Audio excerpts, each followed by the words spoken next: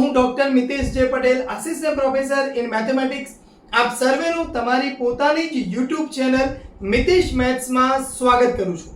ધોરણ 10 ગણિત વિષયમાં આપણે સમાંતર શ્રેણી ભણી રહ્યા છીએ. સ્વાધ્યાય 5.3 ના 17 સુધીના એક્ઝામ્પલ્સ અને આગળના બધા જ દાખલાઓ સરસ મજાના વિડીયોમાં અવેલેબલ છે, જેની લિંક ડિસ્ક્રિપ્શન બોક્સમાં આપેલી છે. આજના લેક્ચર્સમાં આપણે ખૂબ જ મહત્વના એક્ઝામ્પલ્સ 18, 19 અને 20 જોવાના છે. તો ફટાફટ નોટબુક બોલ પેન લઈ અને ચલો સાથે જોડાઈ જઈએ. તો એક્ઝામ્પલ નંબર 18, વારાફરતી A અને B ને કેન્દ્ર લઈ ક્રમિક અર્ધવર્તુળોની મદદથી એક કુંતલ એટલે સ્પાઇરલ બનાવવામાં આવે છે. તેની શરૂઆત A થી થાય છે. આકૃતિમાં દર્શાવ્યા પ્રમાણે ત્રિજ્યાઓ 0.5, 1, 1.5, 2 એમ ક્રમિક આવા 13 કુંતલ બનવાના છે. તો કુલ કુંતલની લંબાઈ શોધવાની છે. જો તમને આમ લાગતું હશે બધું વિચિત્ર, પણ બહુ જ ઈઝી એક્ઝામ્પલ છે, શાંતિથી સમજીએ. અહીંયા જો મેં પહેલું A ને કેન્દ્ર લીધું અને એક અર્ધવર્તુળ બનાવી દીધું છે અહીંયા. તો આ જે અર્ધવર્તુળ બનાવ્યું છે એને હું નામ આપી દઉં L1, જે A ને કેન્દ્ર લઈને બનાવ્યું. હવે પછી આપણે B ને કેન્દ્ર લેવાનું, એટલે આટલું બની ગયું, એટલે આ ત્રિજ્યા B માટે થઈ ગઈ. તો હવે B ને કેન્દ્ર લઈને અહીંયા એક વર્તુળ બન્યું. આ જે અર્ધવર્તુળ છે એ B ને કેન્દ્ર લઈને બનાવ્યું છે, એને હું નામ આપી દઉં છું ચલો L2. હવે અહીંયા પૂરું થઈ ગયું, તો હવે એને કેન્દ્ર લો. તો A ને કેન્દ્ર લઈ અને પાછું એક અર્ધવર્તુળ બનાવો, ચલો એને નામ આપી દઉં હું L3. L3 અહીંયા પૂરું થાય છે, તો હવે પાછી આટલી ત્રિજ્યા લો. તો B ને કેન્દ્ર લઈ અને બનાવો, આને નામ આપી દઉં છું L4. અને આવા તમારે કુંતલો બનાવવાના છે. કેટલા બનાવવાના છે? તમારે કુલ 13 ક્રમિક કુંતલ બનાવવાના છે. બહુ સરળ એક્ઝામ્પલ છે, આપણે સ્ટેપ બાય સ્ટેપ લખીએ. તો અહીંયા શું છે? અહીં કુંતલોના કેન્દ્રો અનુક્રમે શું થતા જવાના છે? A B A B આમ ચાલતા જાય છે. અનુક્રમે AB AB AB AB up to AB છે, બરાબર. હવે જો પહેલા A માટે થઈને તો કેટલી ત્રિજ્યા લેવાની છે? 0.5. B માટે 1, C માટે 1.5. તો જો હવે હું A કેન્દ્ર લઉં, 0.5 ત્રિજ્યા લઉં, તો એ જે કુંતલ છે, આપણે જે વર્તુળનો પરિધ કહીએ છીએ, એ આ અર્ધવર્તુળ છે.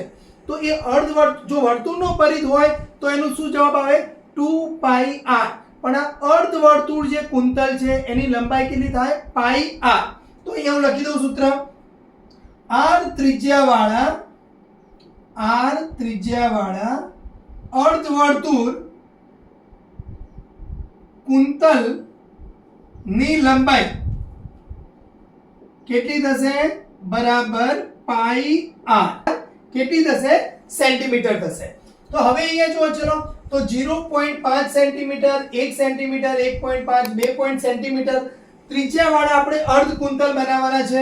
તો લખીએ અહીં 0.5 સેન્ટીમીટર, 1 સેન્ટીમીટર, 1.5 સેન્ટીમીટર આ પ્રમાણે ત્રિજ્યાવાળા અર્ધ કુંતલ એટલે અર્ધવર્તુળ કુંતલોની લંબાઈ અનુક્રમે L1, L2, L3 હોય. તો હવે ચલો એકદમ સરસ તમને સમજાઈ ગયું છે.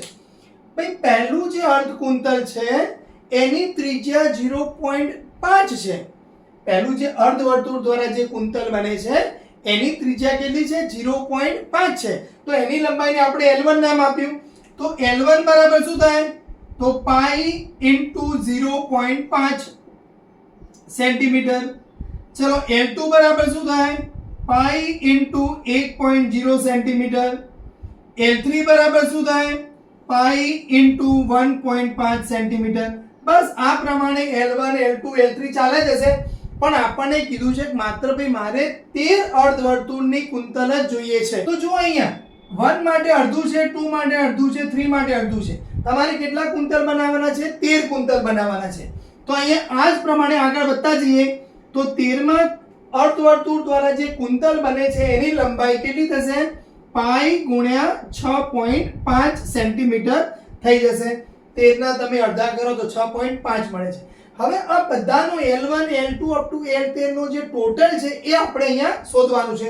તો ચલો લખીએ. અહીં કુલ 13 અર્ધવર્તુળ દ્વારા બનતા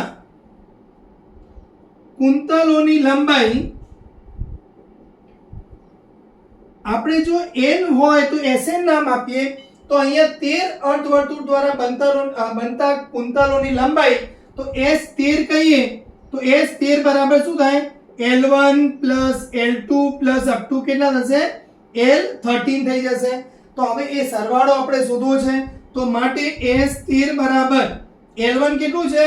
પાઈ 0.5, L2 કેટલું છે? પાઈ 1.0, પાઈ 1.25 અને અપ ટુ ક્યાં સુધી જવાનું છે? તો 13માં પાઈ ઇન્ટુ 6.5 થશે. તો હવે જો પાઈ હું કોમન લઈ લઉં તો 0.5, 1.0, 1.5 અને અપ ટુ ક્યાં સુધી જવાનું છે? 6.5 સુધી. હવે જો હું એક કામ કરું છું, આને નામ આપી દઉં S. S શું છે? 0.5, 1.0, 1.5, 6.5 સુધી જે જાય છે તે. તો હવે આપણે એ S નો સરવાળો શોધવો છે. તો હું અહીંયા આ કુંતલ તમને બરાબર સમજાઈ ગયું છે. પહેલું જે હતું આ 0.5 ત્રિજ્યા વાળું હતું, પછી આ 0.5 અને 0.5 એટલે બી છે એ એક ત્રિજ્યા વાળું બની ગયું આપણી પાસે. હવે પાછું એને લો તો આ 0.5 આટલું અને આટલું એક, તો આ 1.5 ત્રિજ્યા વાળું એ પ્રમાણે આગળ બનતા જાય છે. તો હવે આપણી પાસે જે ક્વેશ્ચન છે એ S13 શોધવાનો છે, એટલે પાઈ અને આ બધાનો સરવાળો કરવાનો છે. જો હું એને S નામ આપું એટલે મારી પાસે બહુ જ સરળ એક્ઝામ્પલ સમાંતર શ્રેણી 0.5, 1.0 અને 6.5 નો સરવાળો શોધવાનો રહે. તો અહીંયા હવે આપણે લખી દઈએ. અહીં 0.5, 1, 1.5 અપ ટુ 6.5 માટે A બરાબર કેટલું છે? 0.5. અંતિમ પદ L કેટલું છે? 6.5 અને કુલ કેટલા પદ છે તમારી પાસે? 13 છે. તો સરવાળો એને આપણે અહીંયા શું નામ આપ્યું છે? S નામ આપ્યું છે. એટલે S બરાબર તો n/2, તો લખી દઈએ પહેલા n/2 A પ્લસ L પરથી અહીંયા n/2 એટલે આપણી પાસે 13/2. એ કેટલું છે? પ્રથમ પદ 0.5 અને અહીંયા 6.5 છે અંતિમ પદ. તો અહીંયા 13/2 આ બંનેનો સરવાળો કરવામાં આવે તો કેટલા થશે? 7 થશે. તો અહીંયા તમારી પાસે 13 ગુણ્યા 7/2 થાય. હવે આ જે કિંમત છે સરવાળો S એ આપણે ક્યાં મૂકવાનું છે? અહીંયા મૂકી દેવાનું છે. તો હવે હું આ બધું ઇરેઝ કરી દઉં છું, તમને સમજાઈ ગયું છે. આથી અર્ધવર્તુળ દ્વારા બનતા કુંતલોની કુલ લંબાઈ બરાબર અહીંયા શું હતું તમારી પાસે? પાઈ ગુણ્યા S. તો પાઈ ની કિંમત મૂકી દઉં છું 22/7. S ની કિંમત કેટલી છે? 13 ગુણ્યા 7/2. તો અહીંયાથી 7 કેન્સલ આઉટ થશે, અહીંયાથી 2 કેન્સલ આઉટ થશે. તો 11 ગુણ્યા 13 અને 11 જોડેનો ગુણાકાર તો મેં તમને બહુ બધા લેક્ચરમાં સમજાવ્યો છે. તો 3, 4 અને 1, શું આન્સર આવશે? 143 સેન્ટીમીટર. લખવાનું ભૂલતા નહીં. ફરીથી રિપીટ કરી દઉં. વારાફરતી A અને B કેન્દ્ર લઈને જે અર્ધવર્તુળ કુંતલો બનાવેલા છે આપણે, એમાં પહેલા અર્ધવર્તુળ કુંતલ જે અર્ધવર્તુળ છે એની લંબાઈ 0.5 એક કેન્દ્ર લઈ, બીજા માટે 1 B કેન્દ્ર લઈ, ત્રીજા માટે 1.5 ફરીથી એક કેન્દ્ર લઈ આગળ વધતા જઈશું. L1 L2 L3 આપણી પાસે L13 મળવાના છે. કુલ લંબાઈ માટે L1 L2 L13 શોધવાનું છે. એમનો સરવાળો S13 આપણને મળી જાય છે. જો દાખલો બહુ જ ઈઝી છે પણ તમને પેલું અર્ધ કુંતલ ને એવું બધું દેખાય ને એટલે ગભરાઈ જાઓ. બાકી તમને બધાને સમજાઈ જ ગયો છે. Example number 18. આગળ વધી હવે આપણે નેક્સ્ટ એક્ઝામ્પલ તરફ. એક્ઝામ્પલ નંબર 19 જોઈએ. લાકડાના 200 ગોળવા નીચે પ્રમાણે ગોઠવવામાં આપેલા છે. એટલે અહીંયા તમારી પાસે જે આકૃતિ છે એમાં 200 ગોળવા ગોઠવેલા છે. કેવી રીતે ગોઠવવાના છે? તળિયાની 200 હારમાં 20, તેના ઉપરની હારમાં 19, એના ઉપરની હારમાં 18, એ પ્રમાણે કુલ તમારે 200 ગોળવા ગોઠવવાના છે. હવે કેટલી હાર થશે કુલ? એટલે નીચેની હારમાં 20, 19, 18, એટલે નીચેની હાર એટલે પહેલી હાર, બીજી હાર, ત્રીજી હાર, ચોથી હાર. તો આવી કેટલી હાર થશે એ શોધવાની છે. અને જે ઉપરની જે હાર આવે એમાં કેટલા ગોળવા હશે એ શોધવાનું છે. એટલે બહુ સરળ એક્ઝામ્પલ છે. બાકી તમને આકૃતિ ને એ બધું થોડું ડેન્જર લાગે છે, પણ આપણે શાંતિથી ગણીએ તો આરામથી સમજાઈ જશે. તો નીચે સૌથી પ્રથમ હારમાં, તો સૌથી પ્રથમ હારમાં ગોળવાઓ ની સંખ્યા બરાબર કેટલા છે? અહીંયા 20. બીજી હારમાં ગોળવાઓની સંખ્યા બરાબર 19. જો એકદમ આપણે શાંતિ ગણવાનો છે દાખલો. પ્રથમ હારમાં કેટલા છે? 20. બીજી હારમાં કેટલા છે? 19. તે જ પ્રમાણે ત્રીજી હારમાં ગોળવાઓની સંખ્યા બરાબર 18. આપણે જે આપેલું છે પહેલા એટલું શાંતિથી લખી દેવાનું. શું હજી વધારાનું આપેલું છે એ પણ લખીએ અને શું શોધવાનું છે મગજમાં ક્લિયર કરી દઈએ ને તો પછી દાખલો ભલે ગમે તેવો વિચિત્ર હોય આપણને આવડી જ જાય અને ગેરંટી છે આપણી. તો ચલો ઉપરની હારમાં 19, 18 વગેરે વગેરે. તો એક કામ થઈ ગયું. હવે અહીંયા વાંચો. આવા 200 ગોળવા ગોઠવવાના છે. તો ચલો અહીંયા કુલ ગોળવાઓની સંખ્યા બરાબર 200. ચલો એક કામ પણ થઈ ગયું આપણી પાસે. તો હવે આ જે 20, 19, 18, 17 એ જે છે એક સમાંતર શ્રેણી બનાવે છે. તો લખીએ અહીંયા. અહીં જે હારના અંદર જે ગોળવાઓ છે, હારમાં રહેલા ગોળવાઓની સંખ્યાઓ કેટલી છે આપણી પાસે? 20, 19, 18 સમાંતર શ્રેણી બનાવે છે. બરાબર, સમાંતર શ્રેણી બનાવે છે. અને એક સમાંતર શ્રેણી જે બની રહી છે આપણી, એ સમાંતર શ્રેણીમાં આપણે શું છે a d લખી દઈએ. જ્યાં પ્રથમ પદ a બરાબર 20, સામાન્ય તફાવત તો 19 - 20 કરો એટલે -1 છે. તમને કુલ સંખ્યા આપેલી છે. a આપ્યો છે, d આપ્યો છે, એનું કયું પદ છે એ નથી આપ્યું. અહીં આપણે એવું કીધું છે કુલ 200 ગોળવાઓ તમારે ગોઠવવાના છે. તો SN સરવાળો આપણને આપેલો છે 200. તો તમારે શોધવાનું શું છે? કેટલા, એટલે પહેલા S1, S2, S3 એટલે કુલ કેટલી હાર થશે, એટલે કેટલી હાર એટલે n શોધવાનું છે. અને એ હારમાં કેટલા ગોળવા હશે તો an શોધવાનું છે.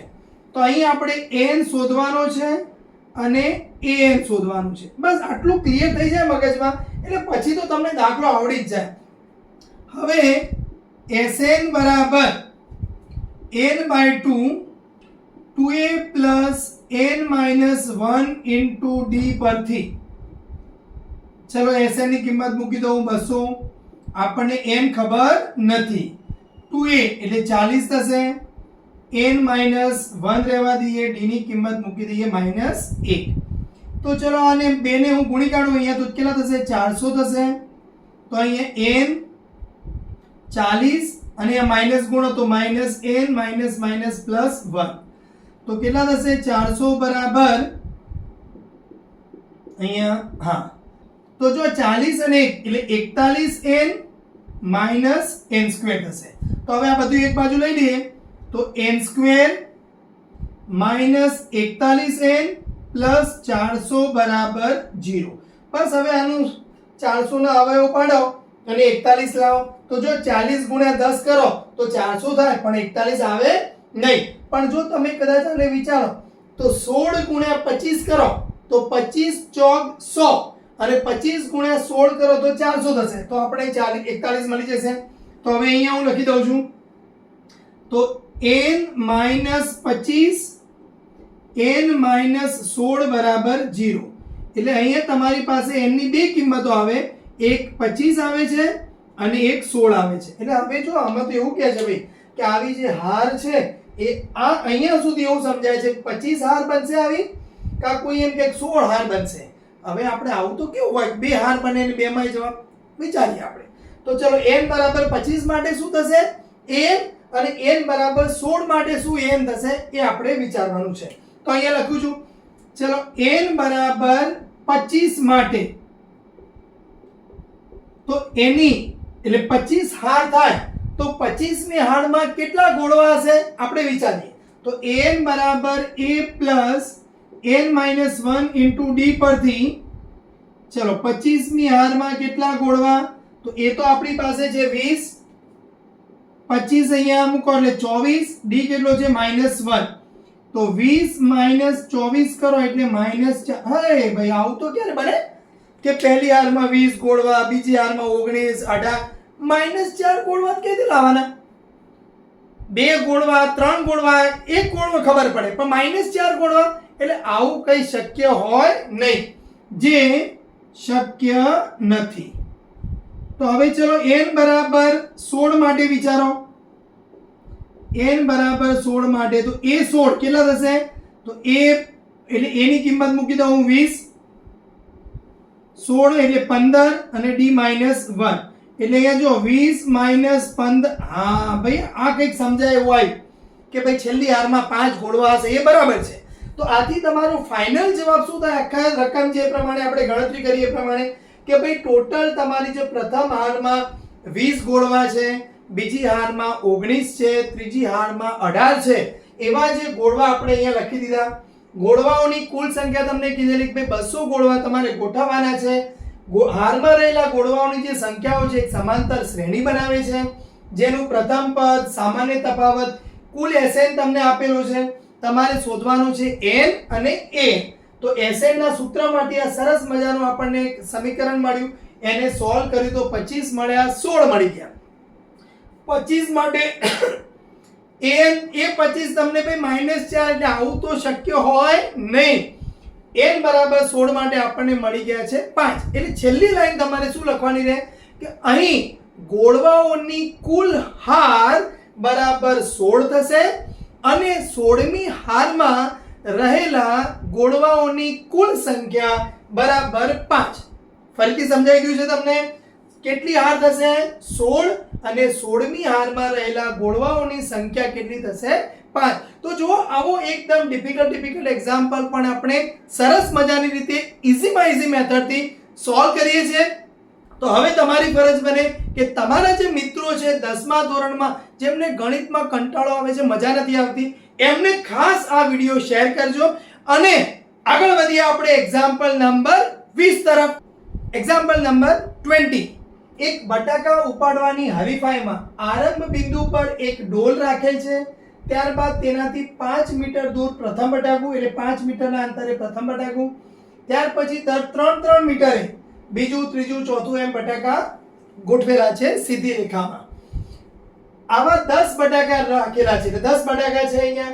દરેક હરીફે ડોલ પાસેથી દોડી, એટલે અહીંયાથી શરૂઆત કરવાનું, અહીંયાથી દોડવાનું, પ્રથમ બટાકું ઉપાડવાનું, ડોલમાં મૂકી દેવાનું, પાછા દોડવાનું, બીજું બટાકું ઉપાડવાનું, ડોલમાં મૂકી દેવાનું, એમ છેલ્લું બટાકું ઉપાડી ડોલમાં મૂકી એ રીતે દોડવાનું છે. તો હરીફે કુલ કેટલું અંતર કાપવું પડશે? નમસ્કાર વિદ્યાર્થી મિત્રો. તો આપણે જે એક્ઝામ્પલ ગણવાના છીએ તેની અહીંયા લાઈવ પ્રેક્ટિસ કરી લઈએ એક વખતે. તો અહીંયા જે ડોલ છે એના બાજુમાં નવ્યા ઊભી છે. તો પ્રથમ બટાકું છે એ 5 મીટરના અંતરે છે, બીજું બટાકું એના પછી 3 મીટરના અંતરે છે. તો નવ્યા પ્રથમ બટાકું લઈ રહી છે, તો 5 મીટર ચાલી, હવે બેક પાછી આવે છે તો 5 મીટર ચાલશે, ફરીથી આગળ બીજું બટાકું લેવા જશે તો 5 મીટર ચાલે છે, પાછી 3 મીટર, એટલે ટોટલ 8 મીટર ચાલશે. ફટાફટ ચલો આવી જાઓ. ત્યાર પછી આગળનું બટાકું લેવા જાય છે. તો હવે ચલો ફટાફટ 10 બટાકા તમે પૂરા કરી દો. ચલો રેડી ફટાફટ. Very good.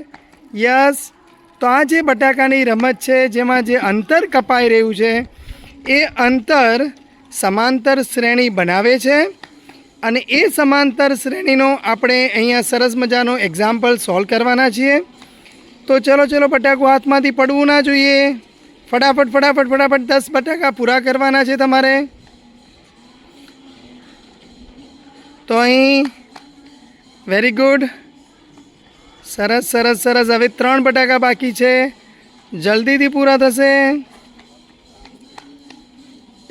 Very good.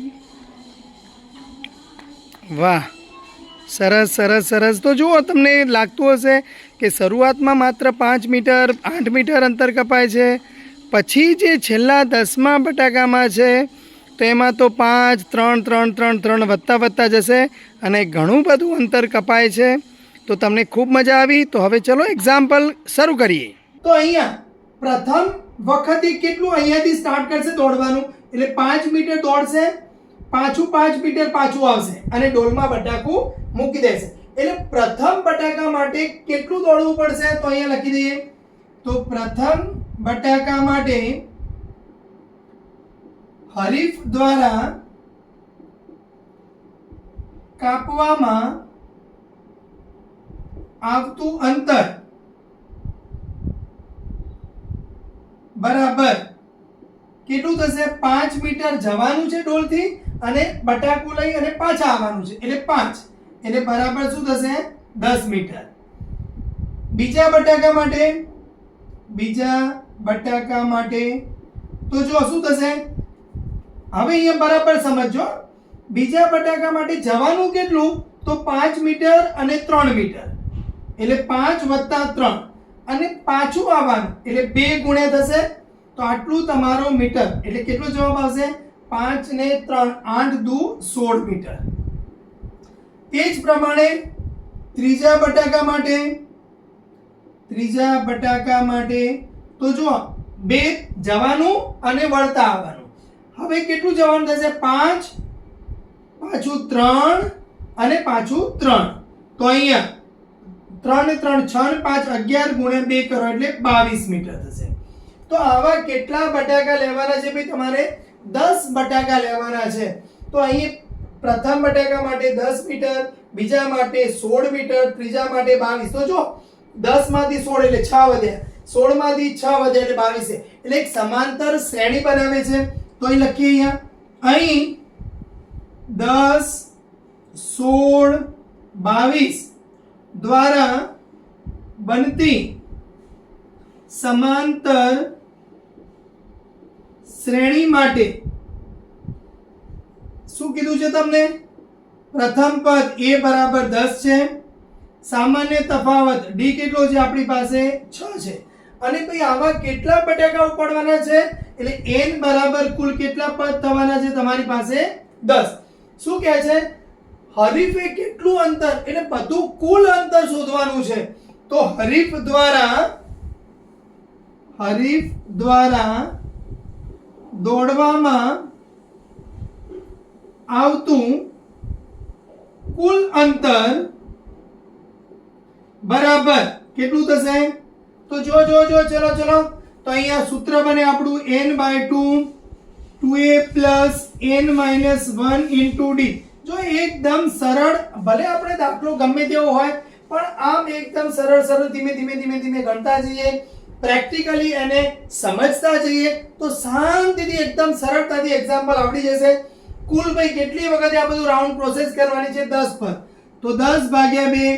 પ્રથમમાં એ કેટલો હતો આપણી પાસે? પ્રથમ વખતે 10 મીટર હતું, તો 10 × 2 કરો એટલે 20 થશે. આવા 10 - 1 એટલે 9, 6 આપણી પાસે સામાન્ય તફાવત મળે છે. તો અહીંયા કેટલા થશે? 5, આ 20 અને 9 × 6 54. 54 + 20 કરો એટલે 74. 74 × 5 કરવામાં આવે તો તમારી જોડે કેટલું થશે? 5, એટલે 5 × 4 20, 2 7 × 5 35 ને 2 37, એટલે 370 મીટર એક હરીફે દોડવું પડશે. બીજો હરીફ 370, ત્રીજો હરીફ 370, એટલે જે 370 મીટરનું અંતર આમ ફટાફટ કાપીને પાછો આવી જાય એ તમારી આ જે ગેમ છે એનો વિજેતા બનશે. ફરીથી જોઈ લે એકદમ સરળ એક્ઝામ્પલ. પ્રથમ બટાકા માટે કેટલું દોડવાનું છે? 5 જવાનું 5 આવવાનું 10 મીટર. બીજા બટાકા માટે 5 ને 3 8 જવાનું 8 પાછા આવવાનું. ત્રીજા, ચોથા અને એ પ્રમાણે એક સમાંતર શ્રેણી બની રહી છે 10 16 22. એ સમાંતર શ્રેણીમાં પ્રથમ પદ 10 છે, સામાન્ય તફાવત 6 છે. આવા કેટલા બટાકા છે ભાઈ? 10 બટાકા. જો એકદમ સરસ તમને મજા આવી રહી છે, ગમે તેવા ડિફિકલ્ટમાં ડિફિકલ્ટ એક્ઝામ્પલ્સ હોય તો પણ હરીફ દ્વારા દોડવામાં આવતું કુલ અંતર n/2 2a + n - 1 * d સૂત્ર વાપરી આપણને જવાબ આવી જાય છે 370. તો સંપૂર્ણ સ્વાધ્યાય 5 સમાંતર શ્રેણી આપણે જુદા જુદા લેક્ચર્સમાં કવર કર્યું છે.